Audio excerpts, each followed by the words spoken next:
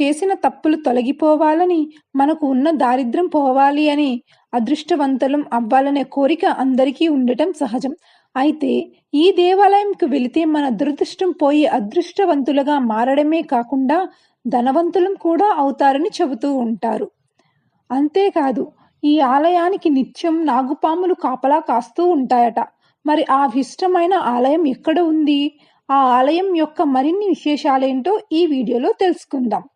కర్ణాటకలోని దత్తక్షేత్రమైన గానాగాపురానికి సుమారు 30 కిలోమీటర్ల దూరంలో, గుల్బర్గా నుంచి 50 కిలోమీటర్ల దూరంలో భువనేశ్వరీ దేవి ఆలయం ఉంది. ఆ తల్లిని ఆరాధిస్తే భాగ్యవంతులవుతారు అని నమ్ముతారు. ఈ దేవి దారిద్ర్యాన్ని దూరం చేసి అదృష్టాన్ని వరంగా కరుణించే దేవతట. దీనికి ఒక ఆధ్యాత్మిక పురాణ కథ కూడా ఉంది. కృష్ణదేవరాయల కాలంలో శ్రీకృష్ణదేవరాయలు పూర్వీకులందరూ కూడా భువనేశ్వరీ దేవిని భక్తి శ్రద్ధలతో ఆరాధిస్తారు.